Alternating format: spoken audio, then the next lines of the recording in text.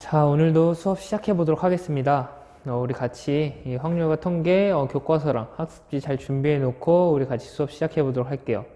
자, 우리 저번 시간에 뭘 배웠는지 기억나나요? 네, 우리 저번 시간에 무엇을 배웠냐면 바로 이 통계적 확률이 무엇인지에 대해 배워봤어요. 통계적 확률이 무엇인지, 그리고 그 이전에는 뭐 수학적 확률, 그리고 그 이전에는 또 뭐 시행이나 표본 공간 이런 사건에 대해서 그런 개념들에 대해서 우리가 지금까지 배워왔는데, 자, 오늘은 이 확률의 기초적인 마지막 단계로 이 확률의 기본 성질에 대해서 배워보도록 하겠습니다. 자, 이 확률의 기본 성질, 본격적으로 들어가기 전에 저번 시간에 무엇을 배웠는지 우리 다시 한번 짚어보고 가는 시간 갖도록 할게요.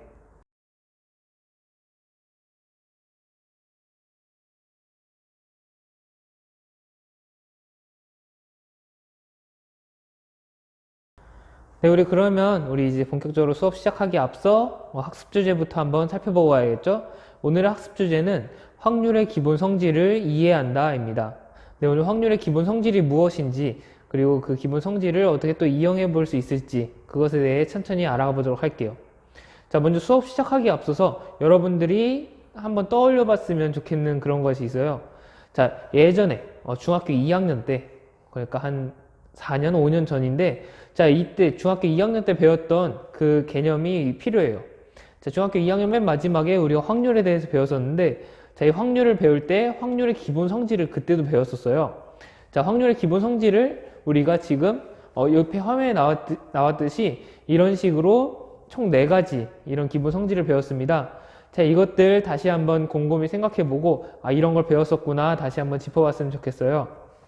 자, 이렇게 우리가 배웠었는데, 자, 이걸 왜 갖고 왔냐? 선생님이 이걸 왜 갖고 왔냐? 하면은 바로 이 첫 번째 박스에 있는 그 3가지 성질이 오늘 우리가 배우려고 하는 그 확률의 기본 성질 중에 3가지와 굉장히 비슷하기 때문에 이 아이디어를 그대로 갖고 와서 우리가 오늘 고등학교 3학년인 지금 이 확률과 통계에서도 그대로 배우기 때문에 다시 한번 이 부분 짚어보고 이렇게 가는 것이 좋겠다 싶어서 갖고 왔습니다.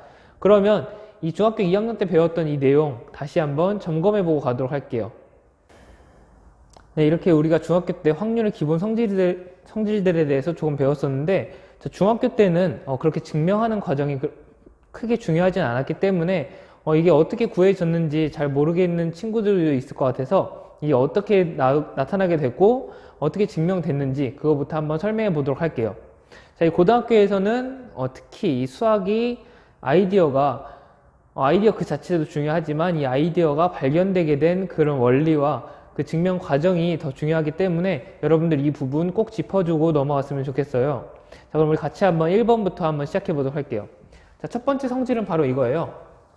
어떤 확률 P가 있을 때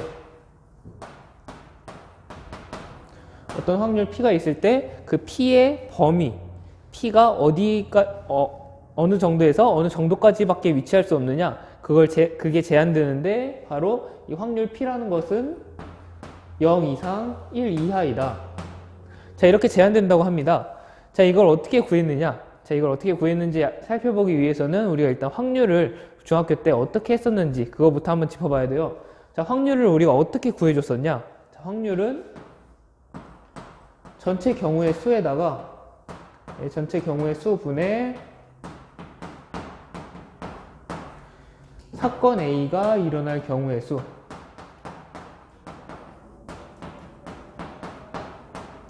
이렇게 해가지고 바로 이 확률을 구했었어요. 경우의 수의 비율로 우리가 이렇게 확률을 구했었습니다.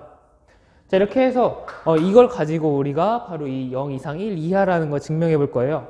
자, 어떻게 증명하느냐? 자, 이렇게 생각하면 돼요. 전체 경우의 수.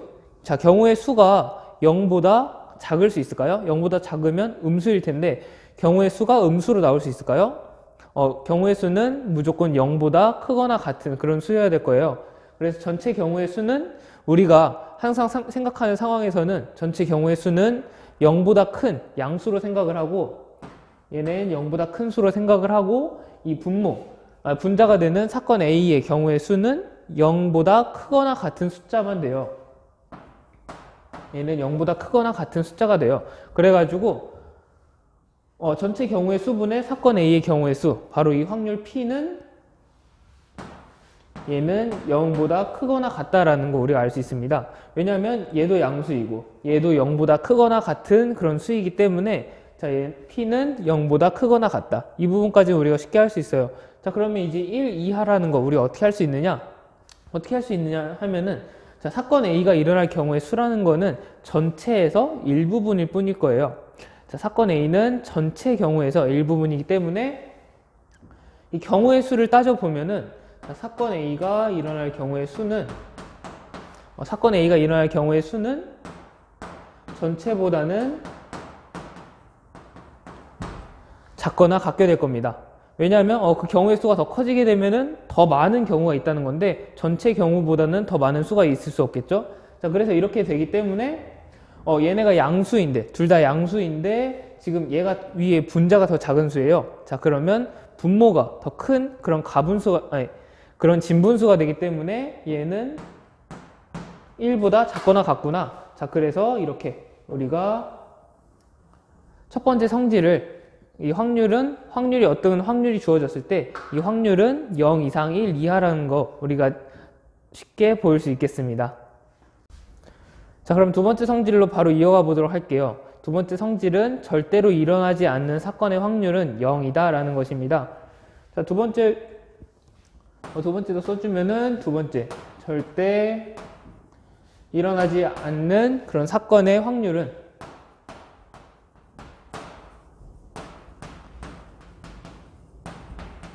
0이다.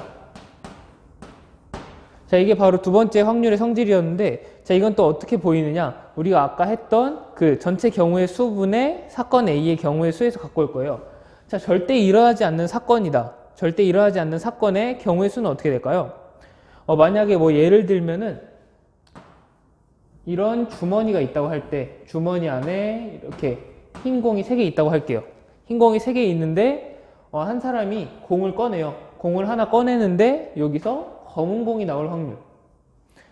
여기 이렇게 흰 공이 3개 있는 그런 주머니 안에서 하나를 뺐는데 검은 공이 나올 경우의 수가 몇 개가 될까요? 네, 어떻게 빼도 검은 공은 나올 수 없기 때문에 바로 이 사건의 경우의 수는 0가지일 거예요. 자, 그래서 우리 아까 확률 P는 전체 경우의 수분의 사건 A의 경우의 수라고 했는데, 자, 그래서 보니까 이 사건 A가 절대 일어날 수 없는 사건이면은 얘가 바로 이 분자에 있는 얘가 0이 되기 때문에 이 확률 P는 전체적으로 0이 되는구나. 우리가 그래서 절대 일어나지 않는 사건의 확률은 0이다. 이 부분을 쉽게 이렇게 보일 수 있습니다. 여기서 두 번째 이렇게 증명해 보도록 하고, 자, 마지막 세 번째는 좀 비슷하긴 한데 이번에는 절대 일어나지 않는 사건이 아니라 자, 반드시 일어나는 사건의 확률은 1이다 라고 합니다. 자, 반드시 일어나는 사건의 확률은 1이다. 반드시 일어나는 사건의 확률은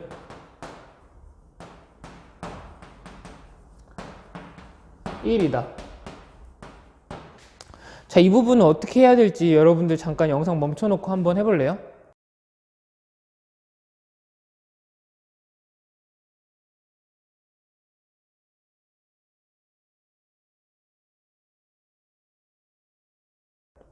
네, 그러면은 우리 같이 한번 살펴보도록 하겠습니다. 자, 반드시 일어나는 사건의 확률은 1이다. 이 부분 다시 써줄게요. 반드시 일어나는. 자, 우리 그러면 아까 다시 한번 확률을 갖고 와서 생각해 봐야 될 것 같아요. 자, P는 뭐라고 했죠? 전체 경우의 수분의 사건 A가 일어날 경우의 수라고 했습니다. 자, 그런데 사건 A가 반드시 일어날 경우라고 해요. 자, 그럼 한번 생각해 보도록 할게요. 자, 우리 아까랑 비슷한 그런 사건을 갖고 와서 자, 이렇게 주머니 안에 흰 공이 3개가 있다고 할게요. 자, 주머니 안에 흰 공이 3개가 있는데 자, 하나를 꺼냈는데 흰 공이 나올 그런 경우가 어떻게 되느냐 이렇게 비교해 보라고 해요. 자, 전체 경우는 흰 공 하나 해가지고 전체 경우의 수는 3이 될 거예요. 자, 그런데 흰 공 하나를 뽑는 경우는 자, 얘도 되고 얘도 되기 때문에 마찬가지로 3이 될 겁니다. 자, 그래서 사건 A가 일어날 경우의 수는 바로 이 전체 경우의 수와 같구나. 자, 그래서 얘는 사건 A가 뭐 반드시 일어나는 경우라는 것은 바로 전체의 경우의 수와 같구나라는 거 우리 알 수 있어요. 자, 그래서 얘는 전체의 경우의 수분의 전체 경우의 수가 되어서 얘는 약분하면 1이 된다. 그래서 반드시 일어나는 사건은 확률이 1이다 라는 것까지 우리가 볼 수 있습니다. 자, 이렇게 해서 우리가 세 가지 그 확률의 기본 성질에 대해서 중학교 때 배웠던 확률의 기본 성질에 대해서 이렇게 증명까지 해봤어요. 자, 그러면 이 부분 잘 기억해 놓고 다음 이제 고등학교 때 배우는 확률의 기본 성질에 대해 우리 알아가 보도록 하겠습니다.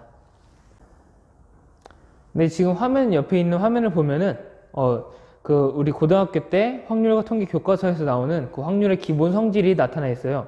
자, 여기도 이렇게 세 가지가 나타나 있는데 아까 했던 그 내용들과 한번 비교해 볼까요? 첫 번째는 임의의 사건 A에 대하여 PA가 0 이상 1 이하이다. 자, 그리고 두 번째는 표본 공간 S에 대하여 PS는 1이다. 그리고 마지막으로 절대로 일어나지 않는 사건 이 파이에 대하여 P파이는 0이다. 자, 이렇게 세 가지로 나타난다고 합니다. 자, 그럼 이 각각이 어떻게 이렇게 나타나게 된 건지 우리 아까 봤던 그것과 굉장히 비슷해 보이는데 어떻게 이게 또 연결지어지는지 우리 같이 한번 살펴보도록 할게요. 네, 우리 이렇게 확률과 통계 교과서에는 확률의 기본 성질이 이렇게 세 가지로 나타나 있습니다. 자, 근데 지금 세 가지 보니까 다 이렇게 확률을 우리가 뭐 저저번 시간 12강 때 배웠던 그 확률의 표현 기호로 이렇게 나타내고 있어요. 자, 확률의 표현 기호는 바로 P를 쓰고 대문자 P를 쓰고 그 소괄호 안에다가 뭐 A나 뭐 S나 공집합 같은 그런 대상이 되는 그 사건의 기호를 이렇게 써준다고 했습니다. 자, 바로 그리고 사건은 집합이다. 그래서 이 P라는 것 안에 집합을 써줘가지고 이 집합에 대한 확률, 집합이 일어날 확률에 대해서 이 사건이 일어날 확률에 대해서 이렇게 표현해준다고 우리가 배웠었어요. 자, 그럼 이 확률에 대해서 우리 같이 한번 이게 또 어떻게 일어나게 된 것인지 어떻게 또 이 확률의 기본 성질을 보일 수 있을 것인지 같이 한번 알아가 보도록 할게요. 자, 확률의 기본 성질을 이해하기 전에 먼저 우리가 아까 했던 것과 같이 중학교 때 배웠던 그 확률의 기본 성질 증명과 같이 확률을 또 어떻게 정의할 것이냐, 확률을 무엇이라고 할 것이냐 그것에서부터 시작해 봐야 돼요. 자, 확률 PA라고 할 때 PA라고 하지만 여기다가 또 먼저 가정해 줘야 될 게 있겠죠. 표본 공간 S라고 하고 표본 공간 S라고 하고 그 표본 공간 안에 있는 어떤 부분 집합으로 이 A를 갖고 올게요. 그러면 바로 표본 공간 안에 있는 부분 집합은 바로 사건이라고 했으니까 사건 A라고 써주면 되겠네요. 자, 그래서 이 표본 공간과 사건이 있을 때 이 PA라는 거 우리가 어떻게 정해줬냐? 바로 이렇게 정해줬습니다. NS분의 NA이다. 자, 이 N을 쓰고 이 안에 집합 기호를 쓴 거는 바로 이 S라는 집합에 있는 원소의 개수를 뜻했다. 그래서 S, 표본 공간 안에 있는 원소의 개수분의 이 A, 그 S의 부분 집합인 A가 갖고 있는 원소의 개수. 그렇게 해서 바로 우리가 이 사건 A의 확률을 구해줬습니다. 자, 그럼 여기서 한번 시작해 보도록 할게요. 자, S가 이렇게 있고 집합을 벤 다이어그램으로 그려보면은 S가 이렇게 있고 A가 이 안에 포함되게 돼요. 자, 그러면은 이 A의 원소의 개수, 그러니까 NA는 어떤 범위 안에 위치하게 될 거예요. 자, 여기 A가 만약에 원소의 개수가 하나도 없으면 공집합일 것이고 그 안에서 이제 한 개, 두 개 서서히 가져나가는 그런 부분 집합들이 생길 건데 자, 이 원소의 개수가 뭐 음수가 될 수 있을까요? 네, 개수이기 때문에 음수는 될 수 없고 0보다 크거나 같은 숫자일 겁니다. 그래서 NA는 0 이상이다. NA는 0 이상이고 그리고 A가 제일 커졌을 때가 어떤 때죠? 이 S가 됐을 때죠. 그래서 NA가 가장 커졌을 때는 S가 됐을 때니까 NA가 가장 클 경우는 NS이다. 그래서 NA가 NS보다는 작거나 같다. 이런 식으로 이렇게 써줄 수가 있어요. 자, 그러면 이 분수식을 이렇게 나타내기 위해서 한번 조작을 해볼게요. 자, 이 부등식이 생겼는데 전체에다가 이 NS를 한번 나눠줘 볼게요. S의 원소의 개수는 항상 양수이기 때문에 NS를 그대로 나눠줘도 그대로 부등호는 유지될 거예요. 자, 그러면 한번 NS로 나눠주면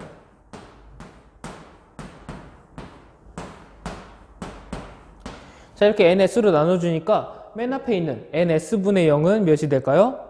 네, NS가 양수니까 그대로 얘는 0이 되고, 그리고 얘는 NS분의 NA가 그대로 되고, 맨 마지막에 있는 애는 NS분의 NS로 같으니까 약분해서 1이 이렇게 남게 돼요. 자, 그래서 그런데 얘가 우리가 지금 PA, 사건 A가 일어날 확률이라고 했으니까 얘를 지워주면 이렇게 PA가 0 이상 1 이하이다. 이런 식으로 이렇게 우리가 써줄 수 있습니다. 바로 이게 우리가 이 확률의 기본 성질의 이 첫 번째 기본 성질을 증명하는 방법이에요. 여러분들 이 부분 잘 정리해 놓고 어떻게 이 집합을 갖고 와서 이 집합 개념을 갖고 와서 그러니까 사건이라는 그 개념을 갖고 와서 증명했는지 다시 한번 차근차근 짚어갔으면 좋겠습니다. 자, 그럼 이어서 우리 확률의 기본 성질 두 번째와 세 번째 같이 한번 계속 증명해 보도록 할게요. 한번 살펴보니까 지금 두 번째 성질은 표본 공간 S 전체의 그 확률은 1이다 이런 식으로 나타나 있어요. 자, 이 부분 같이 한번 살펴볼게요. 자, 두 번째 성질은 표본 공간 S에 대해서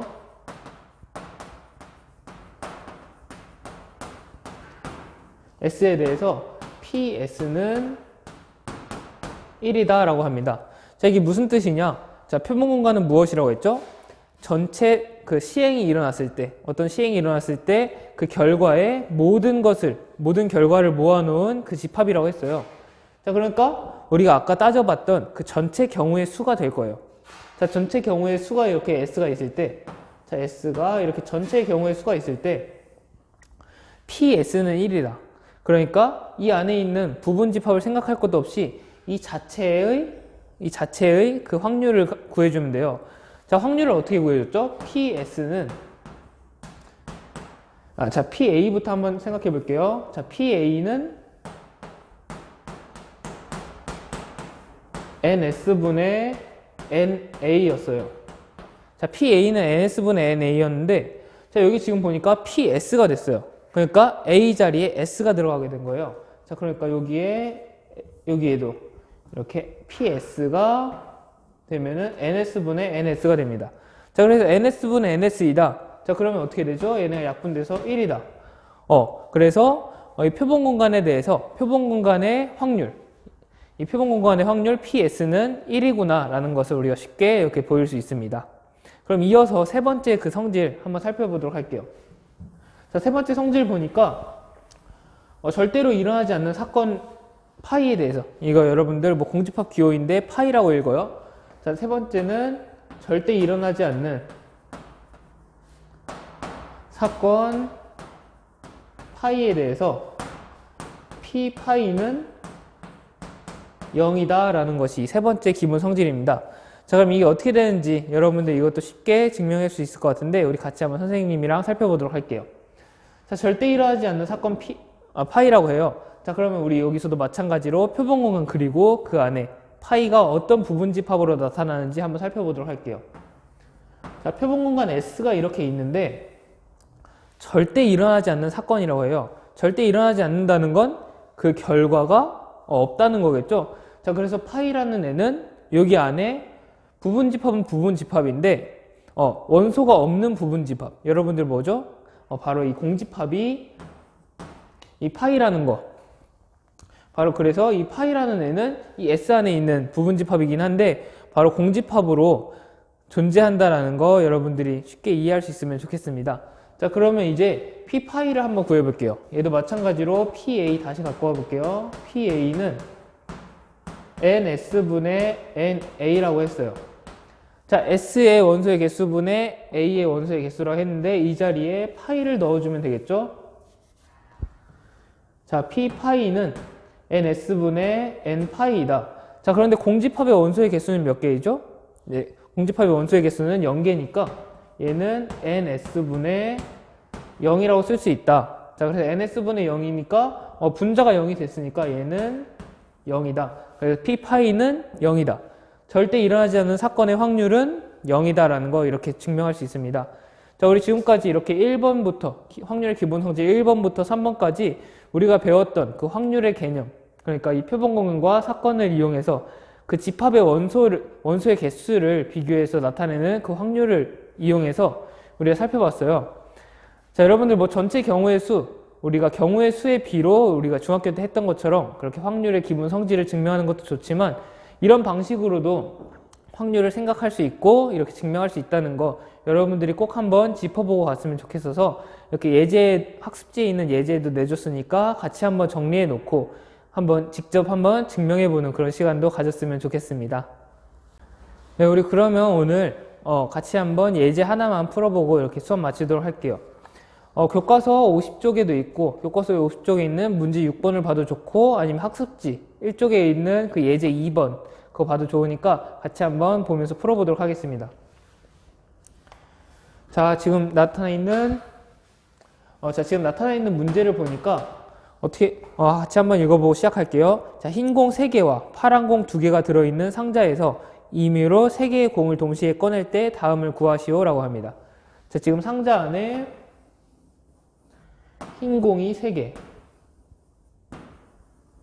그리고 파란 공이 2개 이렇게 있다고 해요.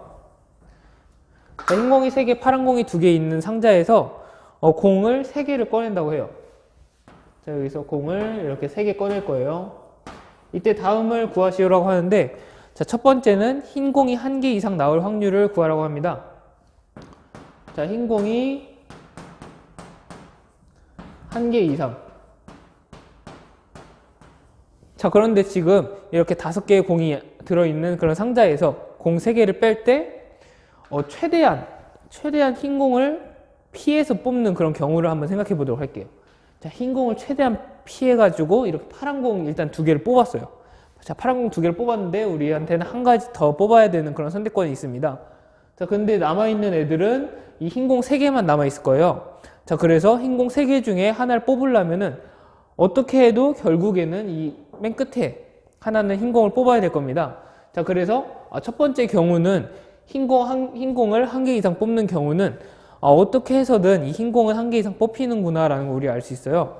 자, 그래서 우리가 중학교 때 배웠던 그 경우의 수의 비율을 생각해 봐도 전체 경우 각각에는 흰 공을 뽑는 그런 경우밖에 없기 때문에 어떻게 해서든 흰 공을 뽑을 수밖에 없기 때문에 이 경우는 반드시 일어나는 사건이구나. 그래서 이 경우의 확률은 바로 1이구나 라는 거 우리가 쉽게 알 수 있어요. 자, 아니면 우리가 아까 배웠던 그 집합의 그 표본공간과 사건의 그 원소의 개수의 비로 생각을 해보면, 자, 표본공간 안에 어떤 원소가 있냐면, 자, 얘네 공을 뽑는 그 가지수가, 그 경우가 있을 거예요.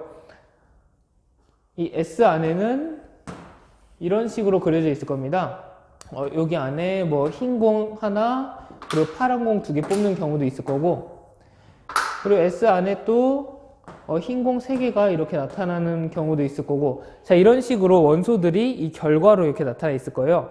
자, 그런데 지금 우리가 봤듯이 흰 공을 한 번은 꼭 뽑아야 돼요. 자, 그래서 여기 안에 있는 모든 원소가 다 흰 공을 하나씩은 갖고 있다는 거 우리가 알 수 있어요. 자, 그래서 1번의 답을 보면은 이 사건을 A라고 할 때, 자, PA는 NS분의 NA라고 했는데, 자, 이 A라는 애가, 이 사건 A라는 애가 이 S 안에 있는 S라는 집합 안에 있는 원소를 다 갖고 있기 때문에, 얘는 결국에 NS분의 NS가 되어서 1이 되는구나 라는 거 우리가 이렇게 보일 수도 있습니다. 그런데 이렇게까지 여러분들 생각하기 어렵다면은 그냥 아까 했던 대로 이건 반드시 일어나는 사건이다. 그래서 이 경우의 확률은 1이다. 이런 식으로 그냥 간단하게 구해줘도 이 문제는 아주 정확하게 풀어졌다고 이렇게 할 수 있습니다.